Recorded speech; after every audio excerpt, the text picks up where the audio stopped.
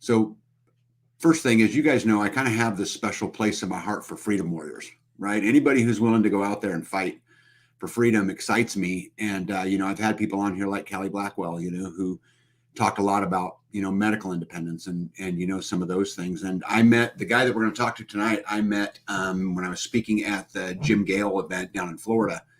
And he's an absolute warrior. So we're going to hear his story tonight. So I'm going to bring him on real quick. So everybody, please help me welcome David to the show tonight. Hey, David. Tag. Hey, great to be with you. Am I coming through okay? Yeah, we're hearing you great. How are you? Awesome, man. What a joy to be with you and start creating the world that we want to see. Yeah. Now, could you hear me talking when you were backstage? Yes, I caught the last couple minutes. Mm-hmm. Okay. Yeah, cool. So, again, I met David. We were down at the Jim Gale event down there at Galt's Landing, and I love his energy, and I love that he's in the fight. And, there's a special place in my heart, as I mentioned to you guys, for people who are in the fight. So we're going to get to all of that, David. But I think one of the things that makes you such an interesting person to talk to is where you come from. Mm-hmm. And what created this thing for you, right? Because, they say we're molded by our circumstances, and we're molded by the things, the experiences that we have. So would you just start and just tell us how in the world you got to where you are? Because I know that's a big story, but yeah. So I'm not sure if you're referring to my my hometown of Mount Shasta, California. But my original dream was just to make a lot of money and sit on the beach, and have all that success. And then I found out there's some things that are going on in the world that I'm not okay with. And it took me a while to figure out that education was the path for me, because I had a mentor, a billionaire mentor. I asked him, I said, how do you find your purpose in life? And he said, you find an injustice on the earth and you spend your life trying to correct that injustice. So I said, oh, that's a good one. And so I started thinking about it. And then as I looked into the school system, and John Taylor Gatto, who I'll mention here shortly, I found out that I went to public school, and my mother was a public school teacher. I have family members who are in the system still, working and such. But the system was designed to make me an obedient consumer, clerk, or soldier for the mega corporations in the state. And I was like, if that's true, that's a serious injustice. And so I started to figure out what the solutions were. One of my favorite quotes is by Buckminster Fuller. He said, you never change reality by fighting against something. You got to create a new model that makes the old model obsolete. And this seems to be some of the frequency and truth that's rising, is that we're not trying to change these systems. What we want to do is build over here. Yeah, it's going to be more difficult, but this is a real solution. And so I started an expo in 2014 titled the Education Options Expo. And I did that for about 4 years. And then it turned to a YouTube channel. And then I found out about Anarchapulco, and I got to go down there and help out. And then I got to speak. I opened up for Ron Paul in 2018. It was amazing. He packed the house with like 1,500 people, and I went on right before him. So that was a real gift that I was given from that community over there. And then I reached out to John Taylor Gatto through a friend who published the Ultimate History Lesson, which is amazing 5-hour interview about the history, not just of the school system, but of what's going on the earth, the financials and law, just all the courts, amazing stuff. And I reached out to him because when I am going through, and I travel a decent amount, but I see schools that are named Horace Mann School. That's MANN. And as you guys may have known, Horace Mann imported the Prussian school system from Germany in 1852 after 10 years of politicking and fighting the resistance of the locals who didn't want a compulsory school system. He got it done. And so as an ode to him, all these public schools have his name on all these buildings. Well, I told John Gatto, I said, hey, John, I appreciate you a lot more than him. And I would love to see your name on these types of buildings and see your names on these libraries. And so I got some permission from him to use his name. And then sometime later, we got into business together. And I published his out-of-print book, which is titled The Underground History of American Education, an intimate investigation into the prison of modern schooling. And this is volume 1. I have Ron Paul on the foreword, and Richard Grove and David Wenzel contributed too. I got 2 more volumes coming. And so I started to get very excited because I got connected with one of the best dudes on the earth in the education world, in my opinion, John Gatto. And then we got, his YouTube channel running, and I, run some of his socials and such, because he was the 2-time New York State Teacher of the Year, 3-time New York City Teacher of the Year. And these are not political appointees in general. They're like from the grassroots. People, they do voting and they try to vote who's the best teacher. And this is who they voted in. And so he used that platform to go around and say what many teachers say behind closed doors, which is, hey, this is not helping children. And, the sex agenda is bad. And we don't agree with this. But because their paycheck depends on it, they're kind of between a rock and a hard place. So that's kind of how I got into the education world and with John Gatto. And then as I started to learn more, I just realized it's not just about the schools. It's about freedom in general. It's about lack of moral education, lack of empowerment. They want me to be an employee for the corporation rather than be my own man. And this is why I believe entrepreneurship is the future. And I heard a great quote from, I can't remember his name. He's an Indonesian, I think, Nobel Prize winning guy, but he said, we're all entrepreneurs. We're born entrepreneurs. He said, in the early days, we were gathering all the fruits and the berries and gather. He said, we're always self-employed. So I think this is an idea that will continue to rise. Is, you know what, maybe I'll work for a company part-time or a little bit to get some capital. And then I want to build my own thing. And that is the question, is what are you doing on this earth? And what makes you feel alive? What is going on? Hopefully it's family, love, joy, excitement, adventure, peace and love, all these great things that I could feel I was searching for as a kid, but it wasn't there on my plate because the system was captured. Even in the small little, 5,000 person town that I was raised in, I could feel the injustice. And many of you know, you got to get permission to go to the bathroom, permission to get a drink of water. It's like, this is a natural human right. I can go urinate if I need to, or drink some over here. Like, why are you guys controlling me? Because if they let freedom and personal responsibility grow too much in the system, they lose control. They need what's called learned helplessness, which is, oh, I can't do it, so I give up. Versus you and your audience and people like us, we're like, let's figure it out. We don't know how, but we're going to figure it out, because this whole great self-ownership awakening is about us figuring out, in my opinion. And I like the quote from Frederick Douglass. He said, it's easier to raise strong children than it is to fix broken men. But I'm like, man, I got to break through, because I have all this programming and all these habits and conditioning that I can now begin to feel inside myself. It's like, okay, I got to break this up. And so that's a short, story of just finding the education world and realizing that the children are the future. We are the children. And so why are we allowing this to go on? I have so much respect for what you guys are doing, the little that I know what you're doing, working out there and helping to empower children. This is where it is. And it's intergenerational. This whole Great Awakening, it's not just happened in the last 4 years. It got pretty intense in the last 4 years and got very naked and open for many of us with eyes to see. But it took us 30, 40 years to get here, maybe 80 years to get here. Slow incrementalism.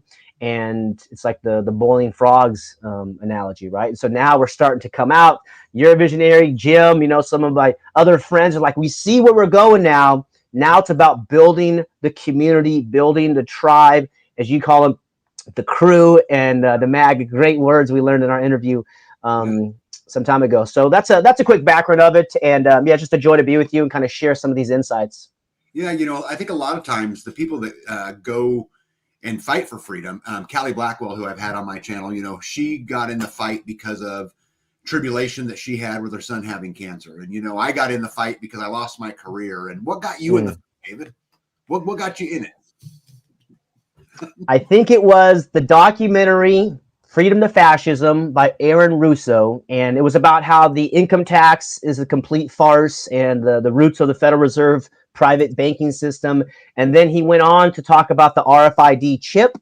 And this is, I think, a clip from Alex Jones and Aaron Russo. And Aaron Russo asked Nicholas Rockefeller, because these guys at the highest level, they want to recruit you, right? They want to get you into their club and compromise you. We see with Jeffrey Epstein and all that stuff. And so then you can't be a free man, even though you're at the top of fame and money. If you are compromised, you're not able to say what you want to say. So Aaron Russo was getting recruited by the Rockefellers, and he asked Nicholas Rockefeller, he said, so why are you guys doing this? He says, well, we're going to get a chip and get it installed in people. And if they dissent, we'll just turn the chip off, even though it's going to have their medical and financial information and how to participate in society. We'll just turn their chip off. And so that's when Aaron Russo was like, you know what?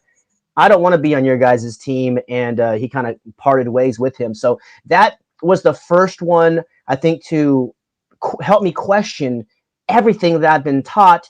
I saw some 9/11 documentaries as well. And I'm like, are you kidding me, man? Like, it's not Osama bin Laden. There's like other nefarious hidden figures and actors in the military industrial complex, and Dick Cheney and his great government contracts he's getting from Halliburton and stuff.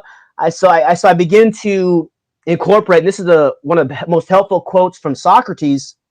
He said, there's one thing that I know, and that's that I know nothing. Yeah. So I start to really just humble myself and say, you know what? I used to think I'm really smart, and now I'm like, I don't really know what's going on. So I just kind of close my mouth, ask questions, and start doing research. And so those were a couple films and discoveries. And then I met Brandy Vaughn in 2015. This is just when the forced vaccines were happening in California. And she came to Santa Cruz, and I have her on video. At that time, it was just the children with all these mandatory injections and poison injections. She says, they don't just want to go after the children. They want to go after everybody. And she said they have over 300 vaccines in the pipeline that they want to inject the middle-aged people, older people, animals. Like, they just want to get everything and just inject them. And so that stuck with me. And little by little, I go to these events.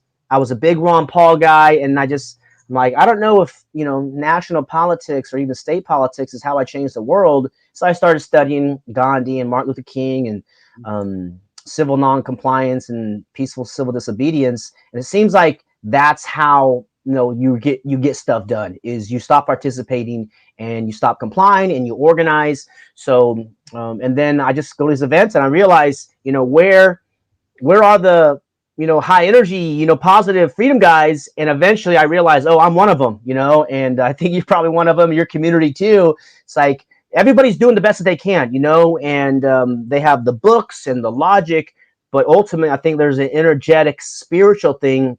And I'm not talking about religion, I'm just talking about inside of us, spirit is to breathe. And there's that power inside of us that I think everyone was gifted. And I want to be part of the solution. I'm kind of tired of talking about the problems, and that's why I love Jim Gale and some of the people, the Greater Reset, and John Bush and Derek Bros and yourself, and these people. Like, we need to build, and we get to build. It's so funny. You're a business guy too, so you might have heard of a guy named Martin Armstrong, the forecaster. And I came across this interview he did maybe 6 months ago, and he's like, what's happening is civilization is collapsing, but we get to build it again, So it's kind of like just accepting what's going on. And when we build again, let's not put politicians in charge of us, or let's not, abdicate our responsibility to some strangers. And for me, I believe the future is voluntary living, voluntary relationships, consensual contracts. Let's make it a win-win. Let's have full disclosure of the terms. And there's going to be conflict with humans. It turns out we're not perfect. So let's prepare for that too. Let's, think about this and begin to have some visionary thought processes and even like plans that are there in place, because this thing is just getting going. And I wanted to be part of the solutions as I go to these events and people talk about the problems. I'm like, how long are we going to be talking about this? And I hear some people, be talking about the problem for so long. And I'm like, I just get discouraged and depressed if you're just problem focused. We were in Santa Cruz, and we'd had, this is during the whole lockdown. It was a super lefty statist county. They shut down the restaurants, the bars, the churches, and you couldn't go anywhere. So me and my friends, we're like, we see what's coming, right? We see the forced jab coming. And so we said, we got to gather. So we would go on the beach and have bonfires every Saturday. And we call it the Voluntary Solutions Bonfire, just to kind of set that frame. It's okay. We can talk a little bit about Fauci and Gates, but not more than 30 seconds, man. I mean, my gosh, like, you're an intelligent man or woman, and so am I. So let's use our intelligence to put some solutions together. So it kind of set up a good expectation for the gatherings. It's like, hey, dude, we're trying to have some positivity and some solution minded here, and we're just trained to focus on problems and the fear in the media, and it's all been designed that way, right? Because fear sells. This is how they get advertisements and such. And it's like, if you talk about butterflies and rainbows and stuff, the human mind's not trained to think, oh, everything's okay, versus fear, terror, earthquake, hurricane, the worst possible scenario and survival. So so that's kind of where we're at now, is just understanding where we are in human history and seeing if we can participate in the rebuilding process. Yes, let's talk about history real quick. I want to get into a lot of these things, and I want to get into solutions and what can people do. And I think the idea of education independence is as equally important, maybe more important than food independence or energy independence or water independence or medical independence or all of these things that we've all gone out there. But let's talk a little bit about history. So we know that the Prussian school system that came over here, in the 1800s, and I believe he was from Massachusetts, correct? Correct. Okay. So Prussia back then, that system was created. I know the answer to this, but if you know, I'd love to talk about it a little bit. Was created why? Why was the system even created? Well, my research is that Prussia was a military dictatorship, and they were like mercenaries, so they were used to go out and win wars, and so they were that's what they were famous for. And then they lost. There was a pivotal event, 1806 Battle of Jena, Jena, where the Prussians lost to Napoleon. And that's when the thinkers got together and they started having these meetings, and they actually published it. This is one of the primary sources, is the Eighth Address to the German Nations by Johann Fichte. I think that's 1808.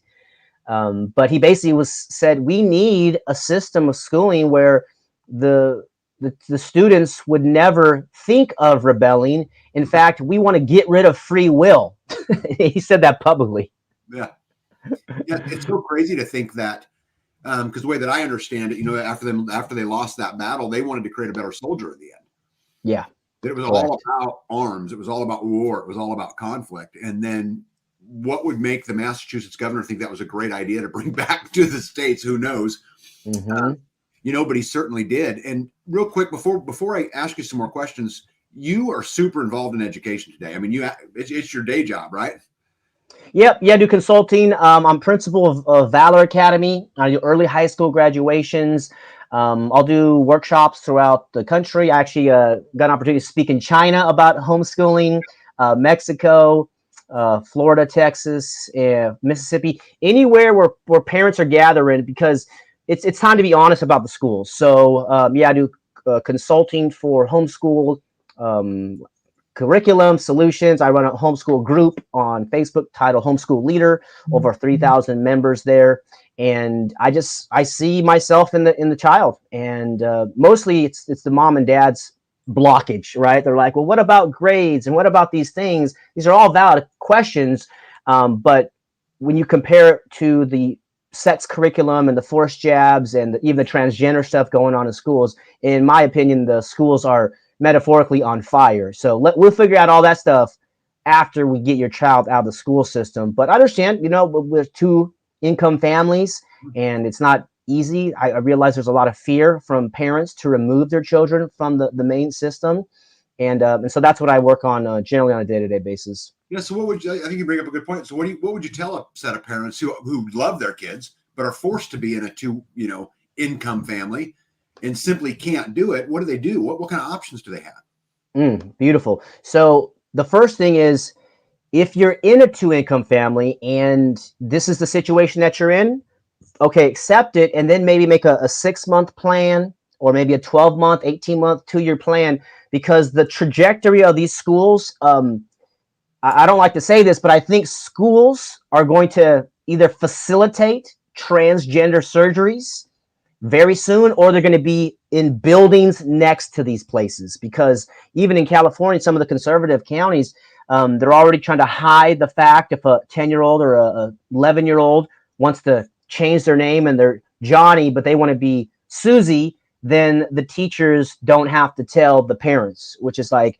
are you crazy? That is the most diabolical thing I've ever heard, almost. So make a plan, mom and dad, because in 2025, it's going to be worse. In 2026, it's going to be worse. Not life in the world, but the school system itself. The system has an agenda, and this is why it's compulsory from age 6 to age 18. Why would you use threats of fines or jail time for if your child's a truant when we're supposed to live in a free country? So this is why Gatto says the solution is voluntary schooling, voluntary learning. He says if you just made just one thing, if you just made attendance voluntary, then within 5 years you'd see huge changes, and within 10 years you wouldn't recognize the entire school system, because they have to use force and coercion when they're doing these types of agendas, and they use fear against the parents. But ultimately, the people have the power. So when the people get together and around the bonfire, or have some coffee or whatever you want to gather around and say, hey guys, what's going on?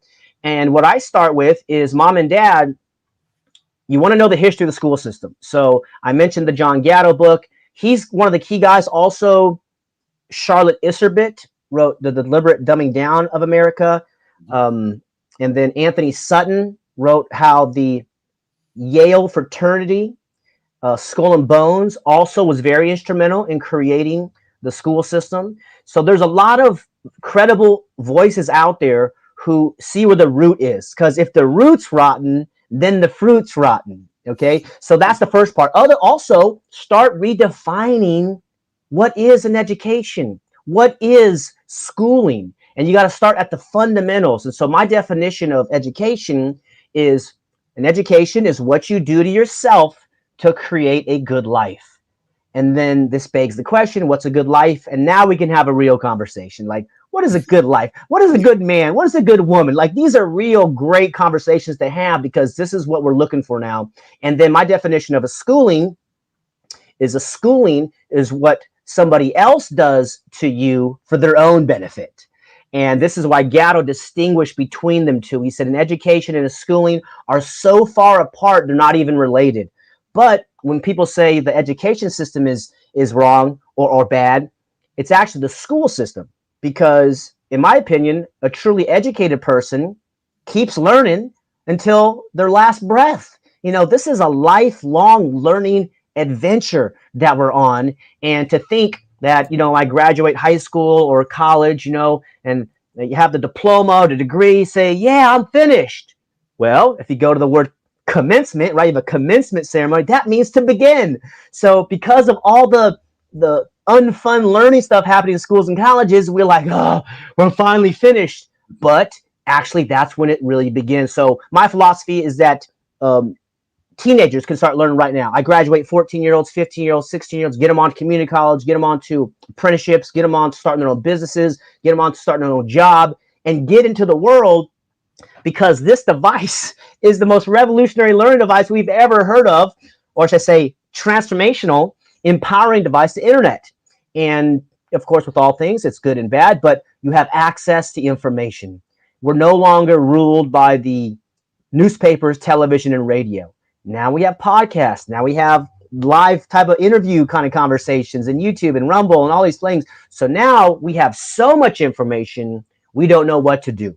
And this goes back to asking the young people, what's a good life? When I consult with parents, one of the first questions I'll ask them, or if they're teenagers there, I say, has your teenager, your child, have they found their dream yet?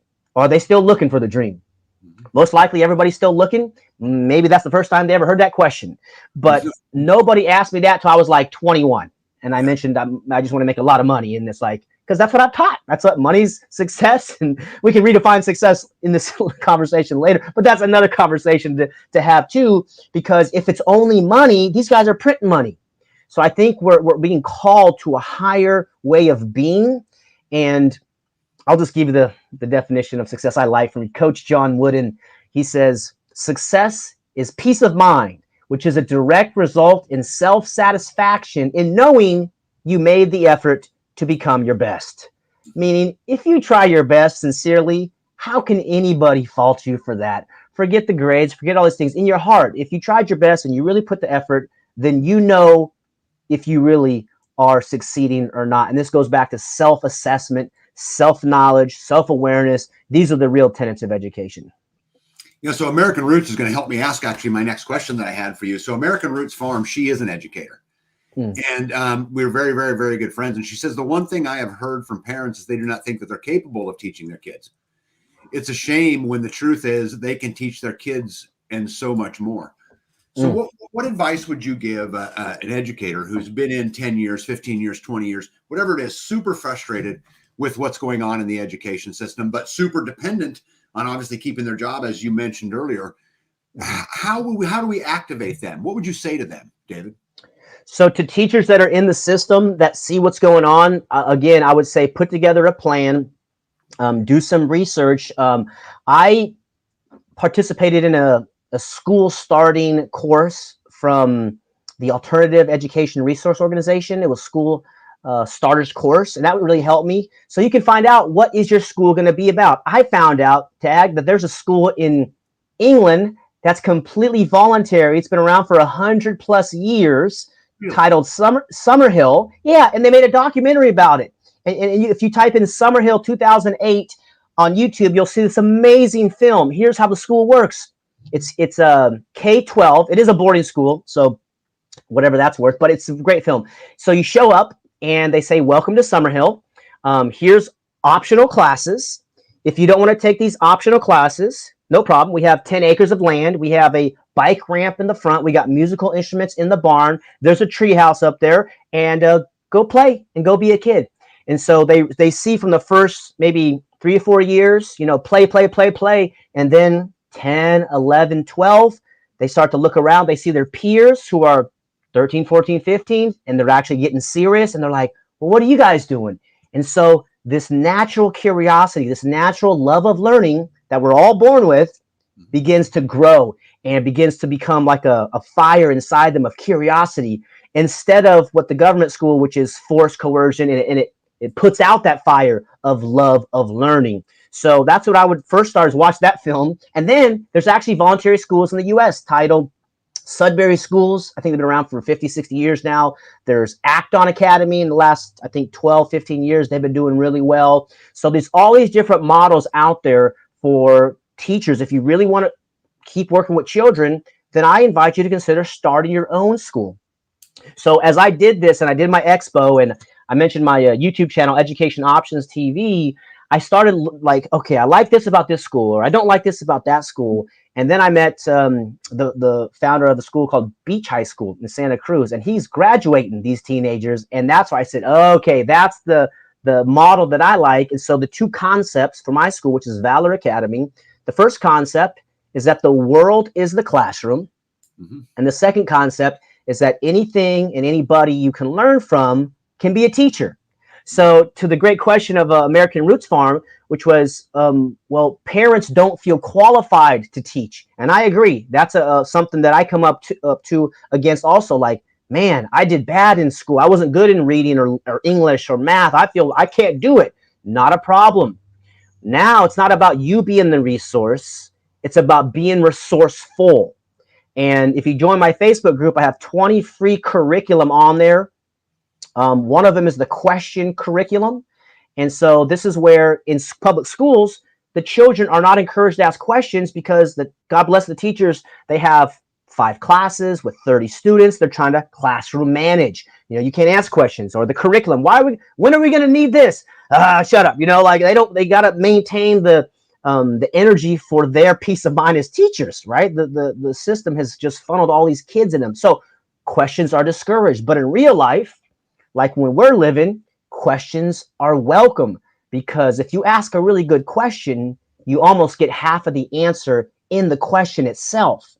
So begin to welcome questions in your household. And as I mentioned, the Socrates quote, well, Voltaire had a similar quote, and so did Einstein, which is, the more I read and learn, the more I confess I don't know anything. So this type of versus people think education is like a bucket and you fill it up and the kid memorizes it and you dump it on a test and that's success, right? Have high test scores. But in reality, it's an unfolding. The word education comes from the root educo, to means to pull from within, to unfold. So like Buckminster Fuller, I believe every child's a born genius. The challenge is they get D-genius, trying to please their teachers and please their parents. So one of the other helpful points is from Howard Gardner at Harvard. He determined that there's 8 types of intelligences. So of course there are mathematical intelligence and linguistic intelligences, but there's musical, there's spatial visualization, there's physical, like athletes, there's interpersonal, like engaging in people, intrapersonal, some people very connected with themselves. So he comes with 8 of them. But my conclusion is that there's 8 billion types of intelligences. Each person out here has a unique genetic code. And Gatto says your education should be as unique as your fingerprints. So if we come up with that idea that every child's different and how to facilitate and how to guide, how to coach, more than being a teacher. Yes, mom and dad, you are a teacher. Your child is watching you. They are mimicking your language and mimicking your attitudes and body language. But if you see yourself as a hand-holding guide and a coach, then it's about encouragement. Then it's about support. And, oh, that's a good question. When your child asks you a question that you don't know, you say, that's a good question. I don't know. Who could we ask? Where could we look?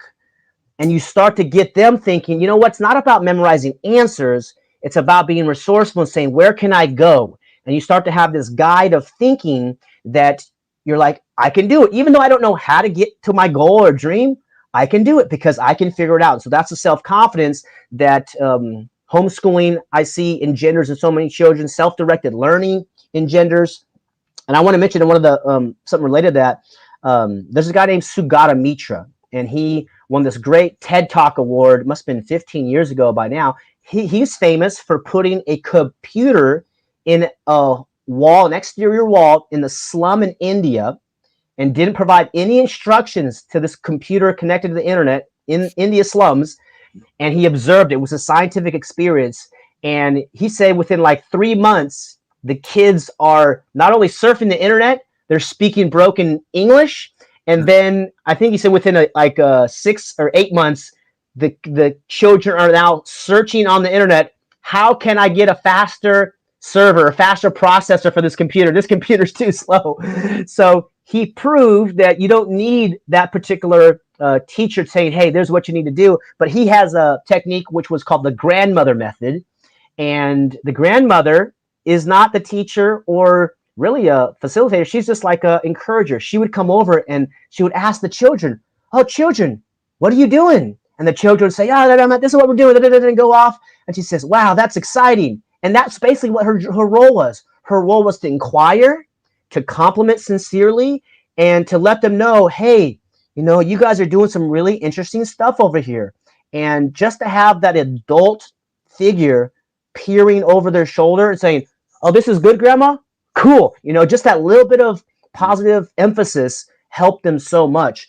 So I think that's what's really exciting is that people can teach themselves, but mom and dad, don't feel that you have to be the teacher of 7 subjects like you were in the school system. Because if you go back to the roots of the system, you see it's not designed to make people achieve their highest potential, achieve their greatest success, their greatest health, their greatest relationships. It's actually the opposite. They want people addicted to pharmaceutical drugs, addicted to all these substances, and to lower their frequency and vibration, because unfortunately there is a totalitarian agenda to enslave humanity, and they're going down and they're going to lose because people like us are rising, the children are rising, the parents are rising. You know what? We don't need to change the whole world or change, save the whole world. We're just going to focus on ourselves, focus on the people around us, help and love and care for these people and ourselves, and we're going to build, and then eventually like a lighthouse out there, people are going to say, oh, the light's over there. Okay, let's go. Versus we're looking for the light, and it turns out it's inside of us. Yeah, how amazing is that? So let's talk a little bit about parents again that are in that spot. Where they're two income families. They got their kids in public school. We've talked about creating a 6-month or a year-month plan, but in that 6 months, in that year, what can we be doing at home to help our kids be independent thinkers and help combat what's going on, the indoctrination that you talk about in public schools? Yeah. So the way John Gatto did it is that he taught 8th graders in New York. He let the children see the system that they were a part of, meaning He says, isn't it interesting that you only get 40 minutes in here, and then the bell rings every period to distract you. So he actually called out what his books are about, and he says, notice this system that you're in. So he pointed out the superficialness of the system. And so he didn't, go as deep as I'm going right now, but he just let him know, like, this system is kind of pushing you along, but what do you want to do? So he let them realize it's not that serious in there. And I had a family member who their daughter was in the second grade and having a terrible time and terrified to go to school because the teachers were rude and the kids were rude and she didn't want to go.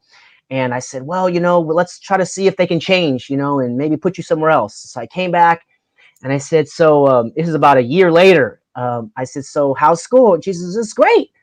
I said, well, what's going on? She says, I'm going to this private school, very small private school, like 8 students. That's great. And I said, do they give a lot of tests? She says, yeah, but mom and dad told me they don't care about my grades anymore, so that's okay. Because it's the pressure of mom and dad oftentimes, or maybe family or culture. It's like, if you have low grades, you're stupid. If you have good grades, you're smart. Because now we're dealing with identity. We're dealing with how the child sees himself. But if mom and dad can let them know, hey, the test you're going to get, they're not going to be really relevant in life. No one's ever asked to see my diploma, my grades, my college degree, my GPA. I worked so hard for, paid $50,000. In the real world, I found out nobody cares about that stuff. So to have that, we're bringing the real world to them versus the state bringing this fabricated world of SAT test scores, right? And this is when I was in China. In China, it's illegal to homeschool, just like it was in the United States 50 years ago, right? So it was like an underground meeting, and it was really interesting. But I found out that one of the high pressure, disempowering things they have is something very stressful. I would say maybe 5 times more intense than the SAT scores out here.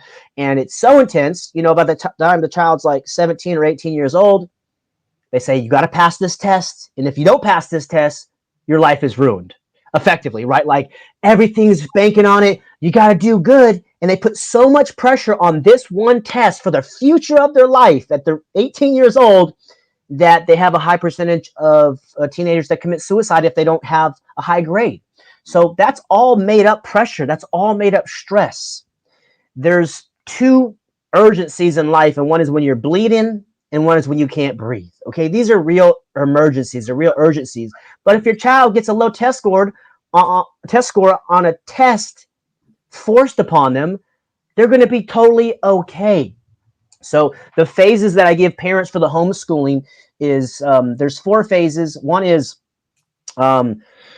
deschooling. Okay, so you want to deschool your child. Well, I should say the first one is school at home. Okay, they pull the child out of the school system and they try to replicate the school system at home. It's 10 a.m. math time. It's 1 p.m. language time. And they duplicate. They realize it's stressful on them. It's stressful on the child. So I recommend they get to deschooling as quickly as possible. Deschooling is where you begin to release all the conditioning and pressure of school and realize that learning's fun. Learning's happening all the time. The rule of thumb is that for every year your child is in a compulsory learning environment, you want to give them a month of total freedom, which means if they're in the 6th grade, then give them 6 months of total freedom. Why? Because they have to decompress from all the pressure. Just like when a diver comes up from scuba diving too fast, they need to come up and decompress. So, if you shake up a bottle of soda, you open it, you can't drink it right away. You have to open it up and let all the pressure release. So that's what I see in the school system. And so deschool and let them sleep all day if they want to. Let them play video games all day if they want to, because they got to get back to homeostasis of how they were when they were 4 or 5 years old and full of life and full of joy. Phase 3 is homeschooling itself. I define homeschooling is when a leader creates an atmosphere where personalized learning can occur. And so, mom, dad, you're the one who is the leader. You're the one who creates the atmosphere, which is mistakes are welcome, explore is okay, fail is all right, try and trial and error, and curate that environment of trust and safety, emotional safety for this young being who's just like looking up as we all did. And we're like, what's going on around here? Like, does anybody know what's going on around? And so that's the third phase. The fourth phase is self-directed learning. And you might call that unschooling, or you might call it voluntary learning. But it's where you no longer have to create the atmosphere. Your child now realizes this is their life, and they realize they're responsible for their success or whatever direction they want to pursue in life. And now it's a matter of checking in and saying, hey, how are you? How's life? What are you learning? That's one of the best questions you can ask is, what are you learning? What are you reading? What are you studying? What are you watching?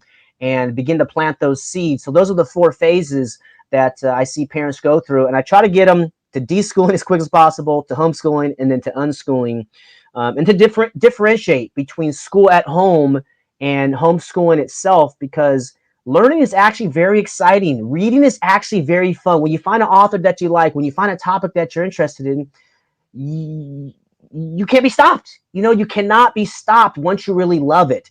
And I think that's what one of the goals of education is, to allow that fire, that joy of learning to continue and not be squelched out like the government schools do.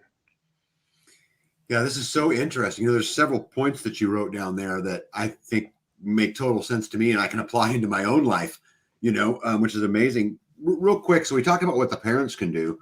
So what if you're an educator and you're in the system? How can you treat your students if you're trapped in that system? Are the things that an educator can do inside public schools to help our kids be better? It's a great question, Tag. So again, this is in the documentary Classrooms of the Heart by John Gatto on his YouTube channel. He covered this, and what he did is, first of all, he realized he was harming children, and that's what his kind of motivation was. I don't want to harm these children. So what he did, he tried to meet with as many parents as possible, one-on-one. He would go to their house and say, hey, here's what we're going to do. In his classroom, with the permission of the parent, he would say, okay, what project you want to do this year? This is your 8th grade year. We got about 9 months together. What do you want to learn? And so he would allow that 8 months, 9 months to be their individualized learning project. So if, say, he had one example of a girl who wanted to become an Olympic swimmer. So she's all passionate about swimming. So how can we create something that's related to swimming? He says, well, why don't you create a swimming guide, resource for all the swimming pools in New York? Okay. So she goes around to all the pools, within her area and makes this resource, and she's excited about it. She's passionate about it. And he would mark her present in class, but she's not in class. She's out in New York City doing research, right? Doing real research. Well, at the end of the year, they actually, I think she puts it into the library catalog, and then a magazine company learns about this resource, a very helpful resource, contacts John, says, hey, we heard one of your students made this resource. We'd like to buy it. And John says, well, you got to talk to her. And she says, okay, well, she says, well, John, we can't put her name on it. She's a teenager. We're going to put one of our own writers' names on the work. So John tells her that. They offer her $500, but she rejected it because she says, if they want my resource, they'll put my name on it. Mm-hmm. So you have this pride of, this is what I did. This is mine, and I will not be bought off. And so that's one example. He would mark them present. He called it his laboratory inside of his classroom. And he said he would treat his students like college students, because he went to Columbia, and he went to seminars, right? So he would treat his class like a seminar, treating these inner city youth as if they're like young adults. And he said it only took about 90 days. And he said the work we were getting done in those classrooms was like a college seminar course, because he was treating these young people as adults, not necessarily like, let them go everywhere they want, but like treat them with respect, and not using the forced model of education on them, but allowing them to create what they're interested in. So with teachers in the system, I know it's hard because you've got to manage all these students, but I invite you to look at that documentary, Classrooms of the Heart, and you can look at his film, The Ultimate History Lesson, the interview that Richard Grove interviewed him, and it was so amazing. But the essence is that the child is most important. This is all about the children. And I understand teachers, we got to make money and the system and everything. But ultimately, it's about the child loving learning, becoming a powerful, respectful, humble, responsible individual, independent and productive. So the focus is on them. And you might want to talk with their parents and kind of see where they're at, because the systems are going on for a while. So it's hard to break people out of this mold of this is how it is. You have 7 classes a day, and this is the way that it is, versus you go back in the 1800s, early 1800s, 1700s. I think it's early 1800s. Alexis de Tocqueville wrote a book called Democracy in America. And he said there was so much literacy going on. Like there was almost everybody was literate in this country because people were reading the Bible. There was no compulsory schools, maybe one-room schoolhouses and different ages that are interacting. But now you have the compulsory system, and there's approximately about 80% of Americans are literate. So it's like, what were you teaching in these schools for 12 years if they can't read and write? This is a really big problem.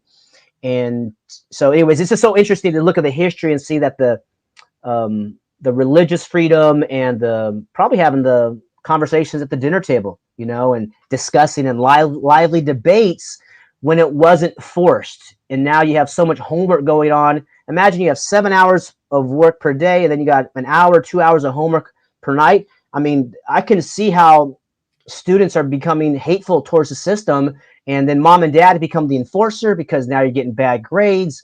Now you can't play on the sports team, and it's just all interrelated. So this is why John said all effort to reform schooling is a huge waste of time, energy, and resources. And that's after he's been in the system for all these years. So there are good teachers in there. I said I got family members that are in the system too, loving people. But the problem is that it's a forced system. It's mandatory attendance. It's mandatory curriculum.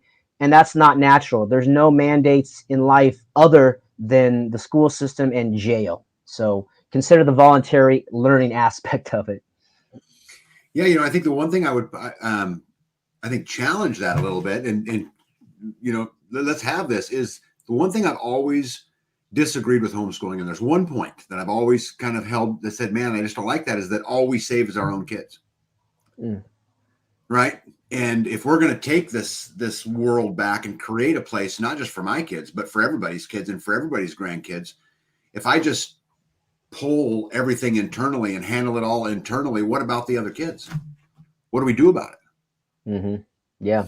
Well, this is a great point, so because a lot of children might have difficult homes, and they might not have able-bodied parents or parents that have the heart, the love, and the passion that you or I might. So yeah, there is merit to localism. And I had a conversation where I'm at now, these amazing mothers out here too. So there is merit there, so everybody gets to choose your own path. And if you feel that you can reform the system locally, maybe within the local school board, then go for it. I mean, I'm not against political action. I'm just against coercion and force, but it's a system, it's a system that's been here. And you mentioned it, like there's teachers who are like, man, we want to do something about it. Well, the reality is that it's a big business. Okay. We're dealing with over a $700 billion a year business conservatively. Some people put it over $1 trillion a year with special education funding. So this is a big business for the book publishers and the bus manufacturers, the uniform makers, the food makers, the trash takers, the computer sellers. I mean, this is a big, this is a big opportunity, and some people love the system. And this is where we start to realize it's a political entity. It's the National Education Association is the largest political lobby in the country, 3 million members plus. So they like it, they get their pensions. But now we're seeing what's going on to children in these schools. And maybe for conservative sakes, it's not as bad. But California is pretty bad. New York's pretty bad to what these kids are being put, in the situation to learn, like, am I a boy or a girl? I mean, this is the attack on objective truth. It's very simple. You look at your genitalia, you're a boy or a girl, and my conclusion, because it's kind of connecting all the dots, I think is important for parents to think about and teachers to think about, is I think they're attacking objective truth, because when you attack objective truth, now you're attacking law or justice, I should say, because justice is to find the truth. And if we can't even determine if this person with a vagina is a girl or oppositely, then this is where climate justice, social justice, all these things, there's not these justices. There's one rule in life, and that is you don't initiate harm against peaceful people or their property. And it's called the non-aggression principle, or do no harm, or however you want to call it.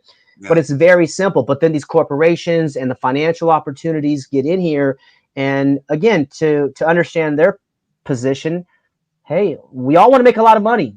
And so the question I think now is not how much money you have, is how do you earn your money? Because I think honor and morality are going to continue increasing. And if we find out that you don't have a lot of money, but you're a moral dude, you're welcome in the community. Or if we find out you have a $10 million, but you're a warmongering, person who just sells bombs and tanks and stuff, we're like, yeah, we don't want your money, man, because it comes with some type of spiritual energy. I don't know if it's karma or something. We want to find the people that have a moral code, a moral compass, and this is what schools don't teach. So this is what, one kind of challenge I put for teachers out there is, what is your moral code? And is that being taught in schools? The most fundamental question is, how do you determine right from wrong? And when I ask this question to many people who I respect or people that I look up to, they don't have an answer. That's why they let wars go on. That's why they continue to fund their own oppression. They're not able to distinguish that, you know what? I'm giving money, and they're taking the money and going in and bomb people in Ukraine, Yemen, Syria, Iraq, Afghanistan, for the last 50 years. So killing people is not a solution. And even if somebody breaks into your house, yeah, you might be able to justify killing them, but that's not a solution. Now you have that on your conscience, and now that person's family does not have their brother or sister or family member there. So we got to think strategically, and everything isn't black and white when it comes to the schools, because it's like we want to find out what is right or what is wrong. And if it's wrong to use coercion against peaceful people, then we should stop doing that. And we should at least have these kind of conversations. And it just gets difficult because the salaries are involved and the paychecks are involved. So this is where we got to go back to learning about entrepreneurship. And again, it's just about exchange. What's helpful for me has been learning about Austrian economics, and just basic economics. You have a product or service, and you exchange it with something of value. We're entrepreneurs now. And again, so many people have lost that self-confidence and that self-esteem that they think they cannot do it. But we got to reprogram ourselves and listen to audiobooks, listen to trainings. It's all basically for free now. You could type in how to be an entrepreneur on YouTube, and you can get a master class almost from top business people who spent their entire life studying entrepreneurship, studying these things, and they put it out there for free.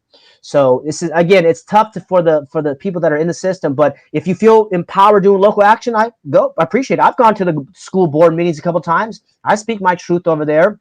And some local people are getting elected. I'm like, yeah, I'm cheering for you guys. So you participate where you can, but I think action is the name of the day, and we just gotta start getting into motion to start preventing what's coming. Yeah, so I've got in the chat tonight, there are a couple people from our community who are educators or come from the education system, and there have been talks inside our community about building homestead co-op amongst the families in here. So what kind of advice would you give these potential leaders who would steer that process inside our community about building our own homestead co-op? Now, when you say a homestead co-op, is that like a food exchange or an educational facilitation, or what is the homestead co-op? Yeah. What my definition of it is that my wife is teaching X topic on, Mondays and Tuesdays, and the next farm is teaching whatever and whatever. But we as a community are coming together to educate our kids. That's beautiful. Yeah, I love the idea. As I mentioned, as long as it's voluntary, I mean, it's very exciting. Here's one of the distinguish in the Summerhill, which they distinguish, what might be helpful, is that yes, classes are voluntary and you don't have to be here.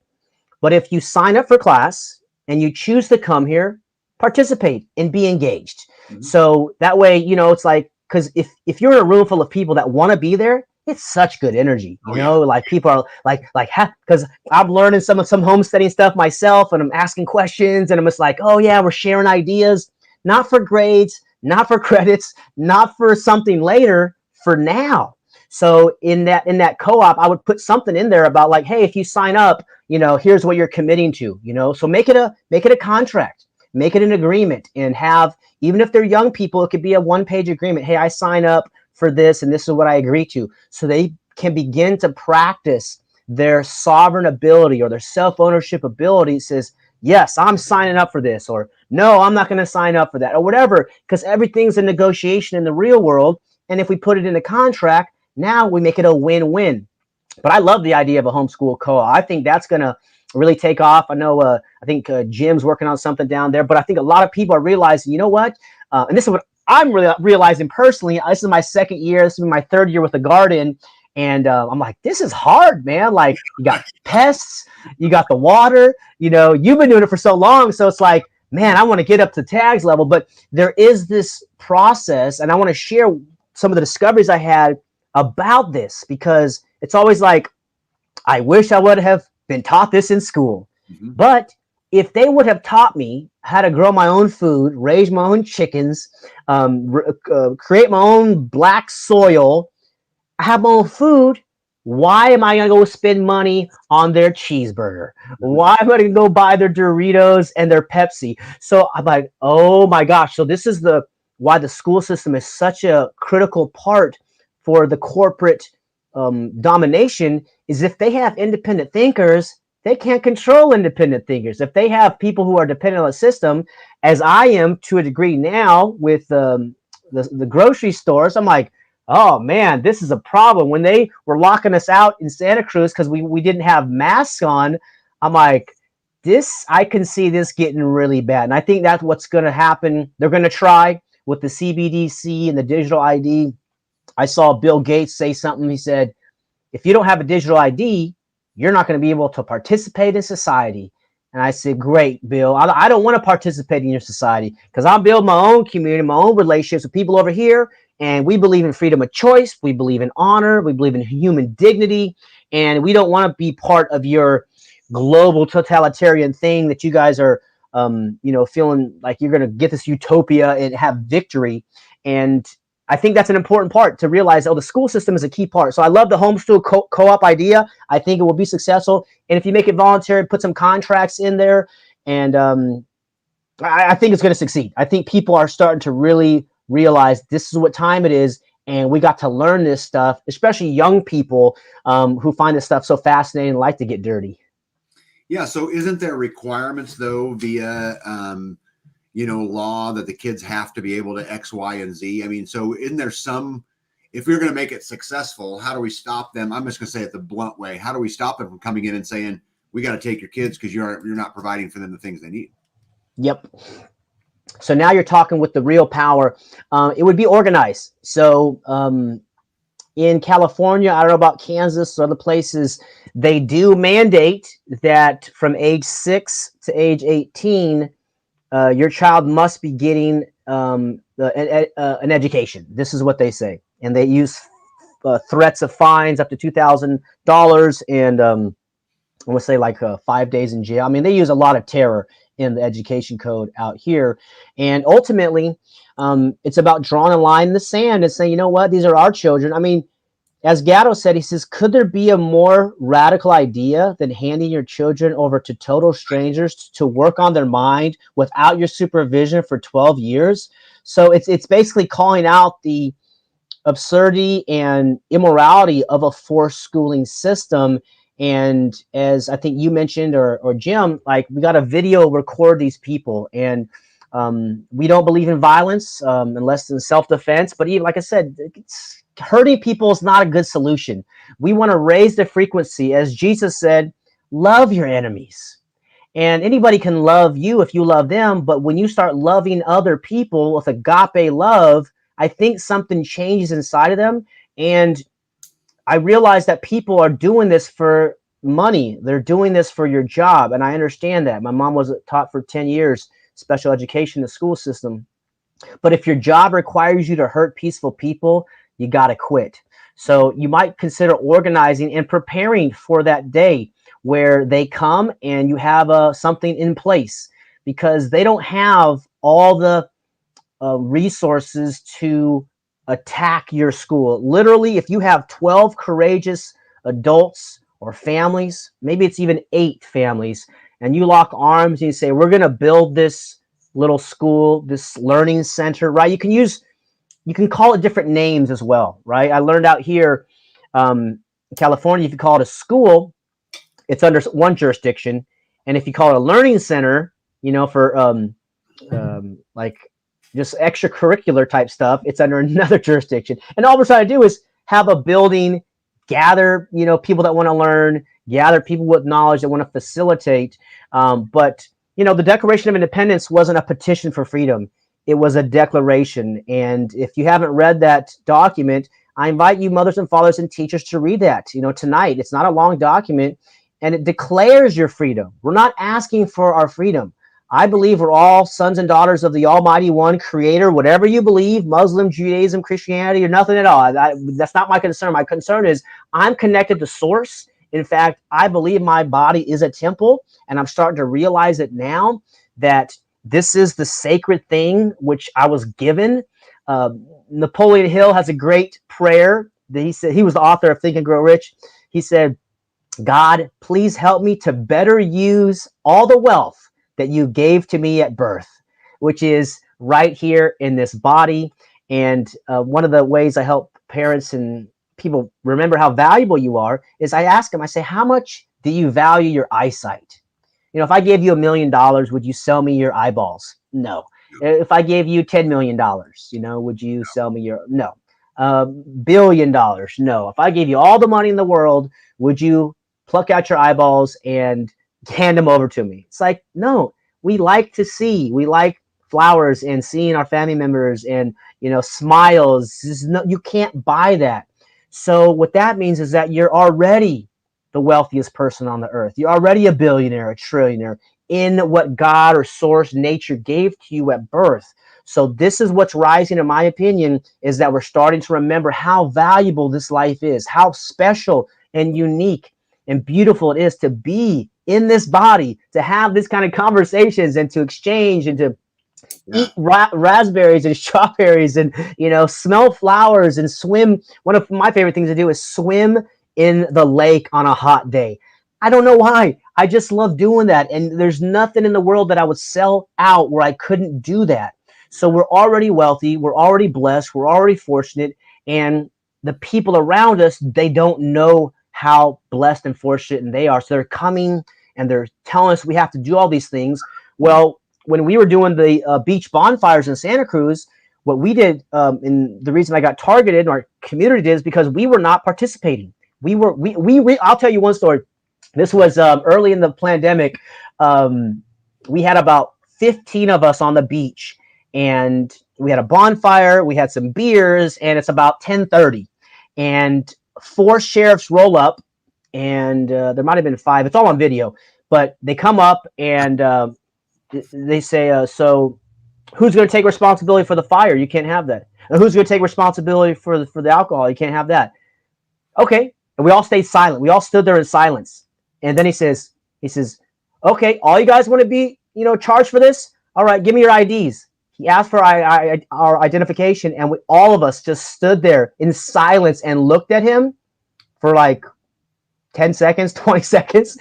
And I could feel the energy change, because at that point he was coming with his normal, we're just going to use force and intimidation. But when he met 15 sovereign individuals, 15 people who knew they owned themselves, and we have a right to be on this beach as long as we're not hurting anybody or destroying any property, with energy shifted. And then he just kind of looked at his buddies, and they're like, all right. And then you kind of like saw them walk off, and they walked off and they left us alone.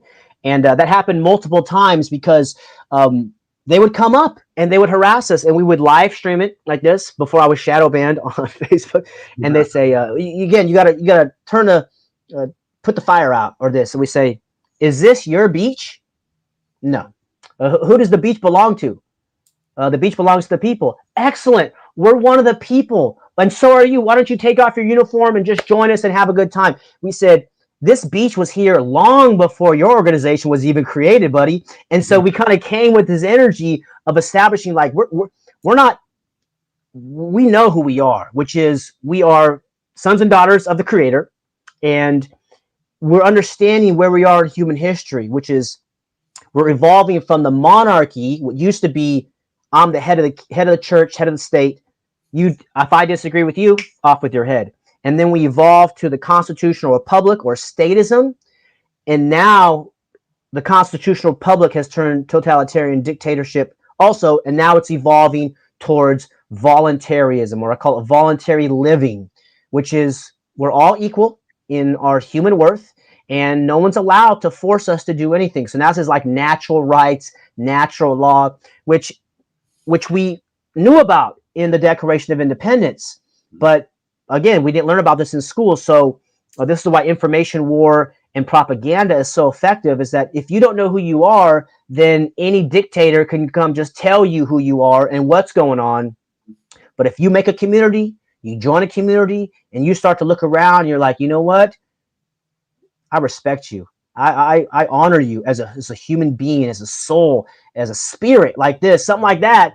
And now you can start to feel, oh, this is just about like evolving from monkeys, man. Like, we don't even know how we got here. It seems like a creator put us here, and it seems like everything has been designed for us, for the enjoyment and the benefit of the human species. And maybe God communes with us, and there's so many spiritual questions, but this is an evolution of freedom. We're not at total freedom yet because we haven't got there consciously yet. Our freedom mindset hasn't got there yet, but it's coming. So we know the monarchy is BS. We know the government's BS pretty much, right? Localism, I understand.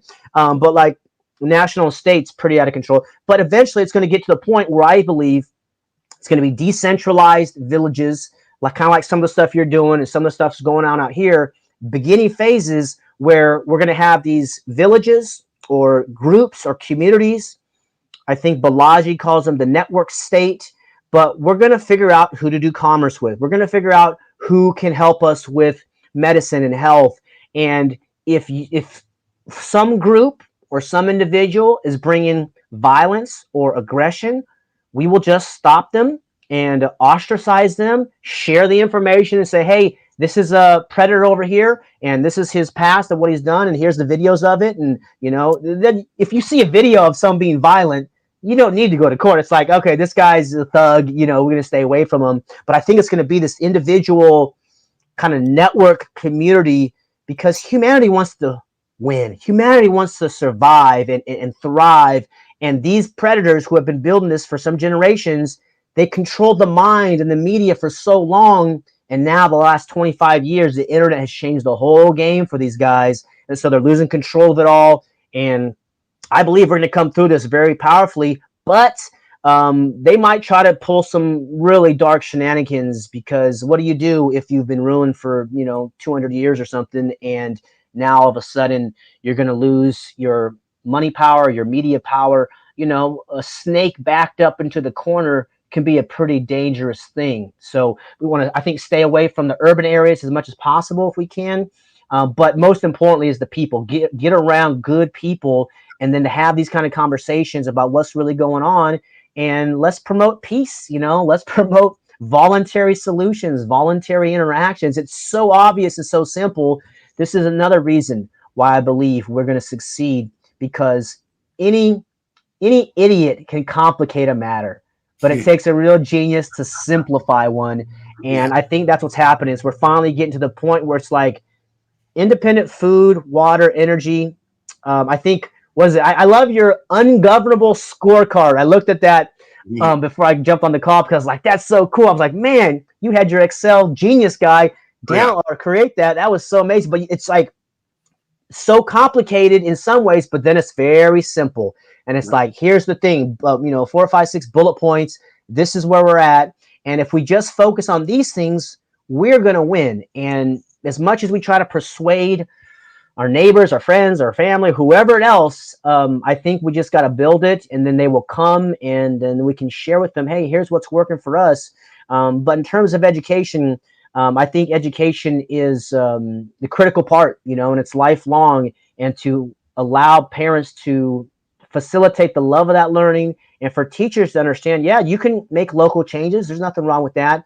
But just long term, what I see is that they're going to probably lower the age of mandatory attendance. It's age 6 in California, and I think that's might be nationwide. But they would, if you would hand your child over to the state at birth, the state would accept it. But they're not there yet, So I think they're going to try to go to maybe age 3 or 4, make it compulsory, and go down because they're losing control on the system, and we got to protect the kids. Well, they're losing control of everything. They've Yeah. lost control of the financial system, the medical system, the food system, 100% of all of them. Hey, Yes. I had somebody email me while we were talking here, and so I just got a quick question for you, and then we'll figure out how everyone can get a hold of you and all of that good stuff. Yeah, but sure. So this lady's got a third grader who is an amazing reader and super artistic and very creative, and the teacher says that she's one of the smartest kids in her class. But she struggles with math, and it frustrates her to death because of all the timed tests and all of these things, and it causes all kinds of stress in the home. And mom don't know what to do about it. What advice would you give her? So she's a third grader in a public school, very creative and artistic, but the math is not her strong suit, and this is causing stress at home and within the child itself. Yeah, stress at home, and just she comes home and she doesn't do well there. Great reader, great artistic, great all those things, just struggles in math. And tell mom, just don't worry about it. I would say, mom, see your daughter as a genius, because that's what she is. And when math becomes important to your daughter, she will get it. But she's in the formulation stage of maybe becoming one of the most important artists on the planet. So if you're a skill 10 at art, but a skill 2 at math, focus on the art, because we have calculators in our pockets now. Yes, it would be nice if she was great at calculus for whatever reason. I mean, I remember I took a 5-unit college credit course in college. It was like 2 hours a day, 3 hours of homework, crazy class, spent all this time and energy. I think I got an A or B in it, and it didn't even transfer to the university I was going to. It was such a waste, and I never even used this pre-calculus stuff. So in math, you're probably going to need some addition, some subtraction, maybe a little bit of multiplication, maybe some division. But other than that, what do you really need math for on a day-to-day basis? And we need artists more than anything almost right now. They focus on the engineers and all the people that the government needs, but actually what we need are the creative thinkers, the visionaries, the people who can paint a future of the world that we want to live in. So I don't know what type of art she's interested in, but I would say, mom, the reason you're worried about math is because you went to the government school system probably too, just like I did. I thought it was important. I thought you want to be a well-rounded person. Well, it turns out with the internet, you can be an artist and have an extremely fulfilling, meaningful, financially successful life, and you don't know how to do math. I mean, we're really going to a new age. We should talk about AI too, because my research into AI is like all things, with guns and internet, is it can be used for good and it can be used for bad. So the skill that this, 10-year-old girl, third grader, could use is prompting. It's called prompt engineering. She can literally type in the math question to the AI, and the AI can generate if it's that serious. But what I would say, mom, is take a deep breath and reflect on your own life. How often was math a critical determinant of your happiness and success in life? And then look at your daughter and see how happy she is to read and to do art and to do all these things that is making her soul feel alive. Because that love of art, that love of creating and reading, she can actually shift that into math if she wants, but she doesn't want to do that right now. She's focusing her superpower on her creativeness, her reading, these types of stuff. So that love, that passion can be redirected at some point. But when you're saying you have to do this, this is what you must do, this is a mandate, this is a requirement, you're going to get penalized if you don't do this math project, it basically like makes learning no fun and say I'm not going to do anything. And what I would say, Mom, is that the goal of parenthood is to have your child know that you are trustable and love them unconditionally. If that's all your child gets by the time they leave at age 18 or 20 or whatever, it's that my mom and dad, they love me 100% unconditional, and I can trust them, because we are going to live in the most amazing times in the next 5 to 10 years and beyond. That trust is being broken. And I have families and friends, their families are falling apart. And it's happened the last 4 years. Couples are getting divorced in their 40s and in their 60s. And, like a long life living. And it's like, okay, so the people are spreading apart and people are finding a new tribe, but you want your child to look back at you and say, you know what? My mom and dad love me and I can trust them.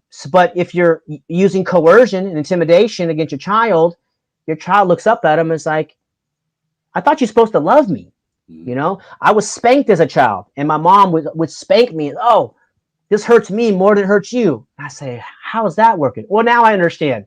She was spanking me because she wants me not to live a bad life. Yeah. But now she says, that was the only tool that I had. So that's all I knew. So that's the story, is that we just repeat what our parents do because we don't know any better. And so the questions are really good, and we can start asking better questions. And I'm so glad you brought up that question about the math, because I have some friends that homeschooled or unschooled, and they didn't force anything on their child, and they didn't read until like age 12. And of course, their family members, extended families are like, oh my gosh, your son's going to become, a ne'er-do-well and, a bum. And now he's, I think, 22, 23, married, he's got a great management job. He's on his way because his mom and dad didn't force him. I also have another funny story. The unschooling family, let their child play video games. And this is another difficult conversation. Like, my son plays video games all the time. Well, she trusts in her son. She believes in her son. And I think he's about 10 or 11 years old. And he's like, Mom, I want to become a concert pianist. And the mom says, what? He's like, yeah. He says, I was practicing already. He says, because I was playing good at video games and have good hand-eye coordination, it applies easily to the piano. And so, as boys become men, as girls become women, something changes inside of them. And it's really important, I think, to understand the arc of a life, right? We're born, we have these kind of ages and phases, and then, family and age and dying. Like, this is just life. There's nothing, bad about it. It's just life. So the sooner a child can see, this is my life, and I'm going to be on the same arc, and I'm going to be like grandpa one day, I'm going to be like mom, dad one day, then you start to think, really big questions. I want to read this quote because I think it's relevant for this conversation about art. Yeah. This is from Frederick Gates. He was the business advisor to John D. Rockefeller. This is in 1913, as they were funding the General Education Board. He said, quote, in our dream, we have limitless resources, and the people yield themselves with perfect docility to our molding hand. The present educational conventions fade from our minds, and unhampered by tradition, we work our own goodwill upon a grateful and responsive rural folk. We shall not try to make these people or any of their children into philosophers or men of learning or of science. We are not to raise among them authors, orators, poets, or men of letters. We shall not search for embryo great artists, painters, musicians. nor will we cherish even the humbler ambition to raise up from among them lawyers, doctors, preachers, statesmen, of whom we now have ample supply. Okay, this is over 100 years ago saying they don't want artists. They're like, hey, we got it. We got enough as we need, and this is sufficient. So this is why I really am encouraging parents to allow their artists, son or daughters, to grow and develop, because we need the imagination. Einstein said, imagination is more important than knowledge, because knowledge is only what is known, but imagination includes all that is or ever will be or ever could be. So that's what artists do. Artists are tapping in from their mind, and eventually they'll say, oh yeah, I got to make some money, or, I got to find a family, or whatever it is. But in these first, 12 years, 14, maybe 16 years, allow them that freedom where they get to have as much time doing what they want, and then they get bored and they're like, I want to do something else. And then that natural drive and natural curiosity, which they cultivated because you and mom and dad were facilitating that environment where asking questions is okay, changing subjects is okay, opening up new books and trying new things is okay, versus this is what you have to do, it's on the schedule, this is the way it is. And I remember I asked my freshman teacher in English, because English was getting crazy. And I was like, man, why do I got to write this paper? She says, well, you do want to graduate, don't you? And I'm like, yeah, I want to graduate. So I had to write this paper. So this is why I give, high school diplomas very quickly, get them out there. And if you start seeing the world as a classroom, start seeing teachers everywhere and resources everywhere, it changes, versus having to be told what to do, like a cog in the wheel, like an obedient consumer, clerk, a soldier, right? It's like, well, what if we think for ourselves? What if we have our own consciousness, our own moral conscience and intelligence to pursue and explore? Then I think it's becoming a very fun thing to learn and grow, try new things, and get involved in the community. Yeah, so fascinating. David, I tell people all the time on my channel that happiness is not a destination, it's a choice. And, at the end of the day, we have to go choose happiness. I think that's a lot of what you're talking about, is allowing them some choice, what makes them happy, maybe. And can I articulate that okay? Yeah, absolutely. I love happiness. I love fulfillment, achievement. And these are the real questions that I was searching for, as a young boy, but I didn't have the strong male mentors around. And of course I went to public school, and then eventually I got to find some mentors, through books, sometimes through seminars, sometimes. And I started to make relationships with them, and I would go up and shake their hands and say, hey, how can I help you? So I'll give you another hack for apprenticeships, because I think apprenticeships are one of the key things for even for your homeschool co-op potentially. Yep. So my definition of an apprenticeship is the transfer of knowledge and skills by an experienced person to a younger, eager student in exchange for a service that the young person provides for the older person. And generally it's younger and older, it doesn't have to be. But the idea is that, hey, you have these skills, let's say for your solar. Okay, your solar stuff is very interesting. So maybe you have someone around you that's 10, maybe 12, maybe 14, and they're like, man, Tag's got the solar stuff, I want to learn that. So say, okay, let's create either a proposal, or maybe just go up and meet them and say, hey, here's what I want to do. I want to volunteer for you, and I want to donate my time for you, so just so I can be around you, and I'll carry the things, I'll dig the holes, I'll do whatever you want in exchange that you can share with me how you do the solar stuff. And then at that point you can negotiate whatever is a win-win. But the idea is that you have a young person who wants to learn, you have an experienced person who needs help or assistance and would take free labor or free support, and you make it a win-win.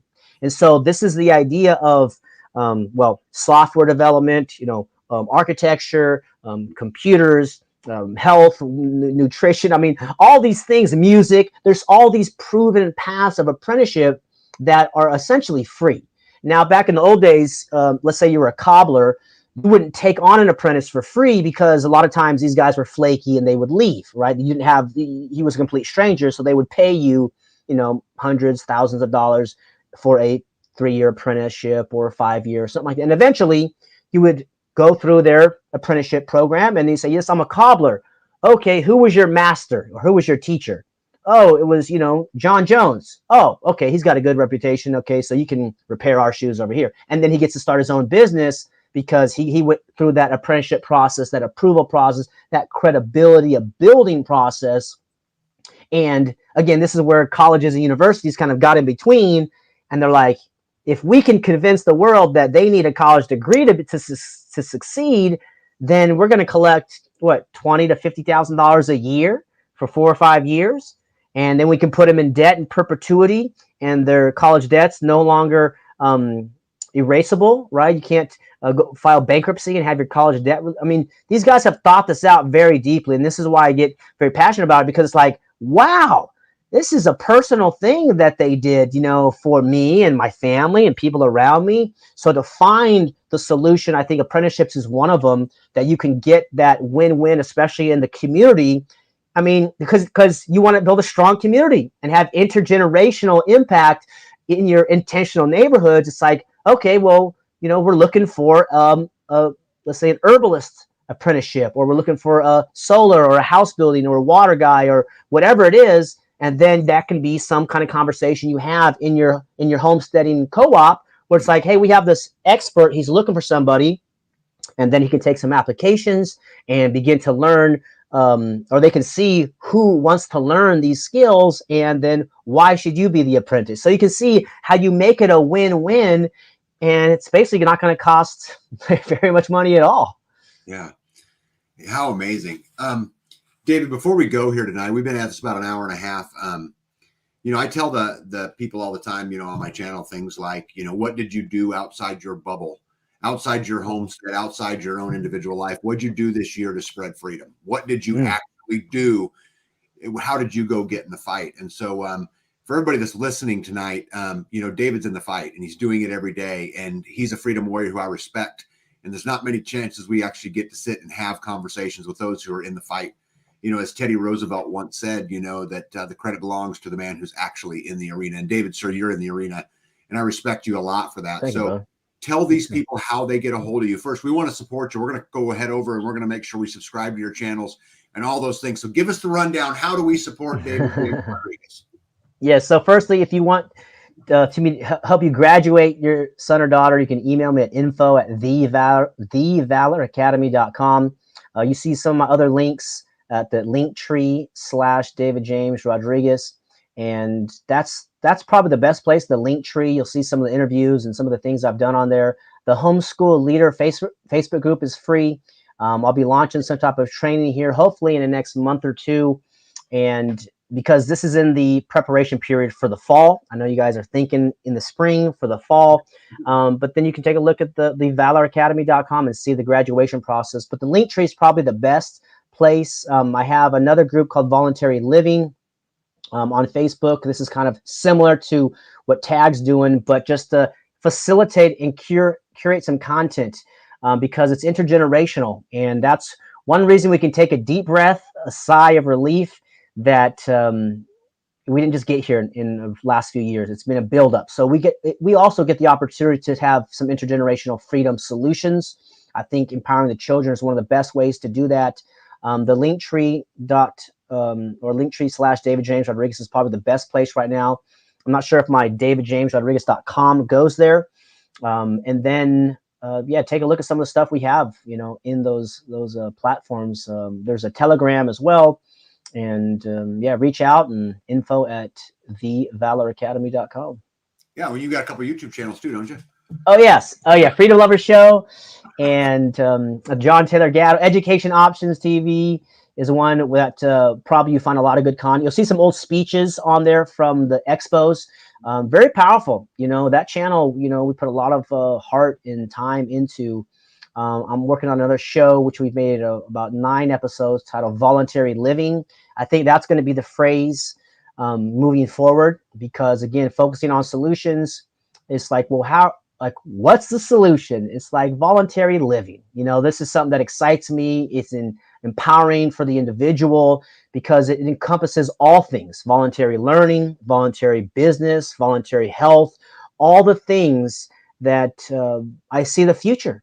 I mentioned the evolution of freedom from the monarchy to statism to voluntarism or voluntary living. I really do believe we're going to get there. And it might take some decades or some generations, but we have the answers. And, you can read, some of these things. What's interesting resource was by Murray Rothbard. It's called For a New Liberty. And he goes over how we would live and operate in a society without a coercive government. What about the police? What about the soil and all the contracts, the railroads, the roads in general, right? These are real questions that I found some answers, and he put this out 50 years ago. And so he's put a lot in this. That was his life's work. One of his great contributions to society was letting us know about the incentives, and how would this work? Well, number one, we're all equal, and it's not okay to use coercion against peaceful people. I think coercion is the problem. Consent is the solution. And to begin asking questions like, what is your moral code? What's your moral compass? How do you determine right from wrong? If somebody would have told me at age 8, I would have got it, but they don't teach that to children because a child in the school system would point out the immorality of the force and the coercion, so it's important we have a moral educational process conversation too, like what is right and wrong. And I understand there are some kind of gray areas, but for the most part, you just don't force people. You don't threaten people. It's very simple. And just because you have a special uniform or you have a business card from some agency, you're not allowed to use force and coercion. So I think the ostracization is a great method also. You don't have to use violence, but document. If you're ever being violated by the school system, the CPS, government in general, video recorded. Audio's better than nothing, but video's the best thing. We want to expose the people who are being thugs and, let them see themselves. Sometimes it takes years for people to realize, what, I was on the wrong team. I was on the wrong side. But the winning side is going to be team freedom, team consent, team voluntary living, because it's so simple and it's just going to duplicate and reverberate. And pretty soon, and it's already happening now, visual artists, musical artists, movies. I'm in communication with a movie director now. We're trying to raise 500 grand. So if you have any investors out there that want to fund a film, I'll send you the treatment. We'll jump on a call with this movie director, because all these movies are putting these agendas in this Hollywood, blockbuster movies. But this guy's made over 30 movies and he got blackballed from Hollywood because he wasn't going to play the woke stuff. And so now he's a courageous man. I would say, pretty risky business, but he's got 3 kids and his kids have never gone to government schools. So, we really connected over that. But if you want to fund some type of projects like that, let me know, send an email. But it's just kind of seeing what you care about the most. I mentioned it earlier, find an injustice on the earth and spend your life trying to correct that injustice. I think that's a great piece of advice. So find out, because we all want to have comfort, right? There's a Super Bowl, there's television. Yeah, we can do all these things. And yeah, but we can't live our life doing that, especially to the men. That's what they taught me, to just be a consumer and just watch versus live. The Roosevelt quote. I love that quote. And that's being in the arena. And so it's easy that somebody on the stands is watching you or I or someone else out there getting beat up, but they're not in the arena. But if you're in the arena, then your decisions matter, your actions matter. But if you're, just watching and eating popcorn and commenting, you're not making a difference. So that's what we want to do. We really, I think, want to lean into the idea that your life matters. You came to earth for a significant reason, and don't waste it on consumerism and corporatism. Find something that you actually care about and that you want, maybe even written on your tombstone. Find something that you actually get soul power from and soul strength from. And I guarantee you there's other people who care about that subject too. And then you go find those people, go to the events, go to the courses, join online webinars or whatever, and find your tribe. And you'll start to realize there is a mass self-ownership awakening, personal responsibility awakening. And it's heavy lifting, but it's a real solution versus begging permission from some guy, thousands of miles away who doesn't know your name, who's your alleged representative. I think we're kind of beyond that point where it's like, okay, we see what's coming. We get to prepare for it. We get to rebuild civilization from something that we want. And this is why I think it's important for young people to dream big, to think big, even adults, even us old farts, like have a dream. You're going to be here in 10 years, most likely, probably 20, maybe 30. People are living longer these days, and all this type of natural health solutions is coming out, and we're finding ways to eliminate disease and these things by real healers. So we're probably going to be here to our 80s or 90s or beyond. So play that game and get into the arena and start taking up the mantle of leadership for whatever you're passionate about or curious about, and understand that the children are watching us, they're mimicking us, and they're following us. They don't know what they don't know, and they're just following along as as they see us. I got a funny story here, and maybe we can wrap on this one. Is the story of the ham in the oven at the Christmas dinner. So the daughter says, the mother tells the daughter, go cut the ends off this ham. And she says, okay. And she's cutting the ends off the ham. And she says, Mom, she says, how come we cut the ends off of this ham? And she's like, I don't know. Go ask your grandmother. So she goes into the room and she says, Grandma, why did we cut the ends of the ham off? And she says, oh, because our oven was too small, so we had to cut the ends off of the ham to fit it into the oven. So the mother passes on this tradition, which was based on something which is irrelevant today.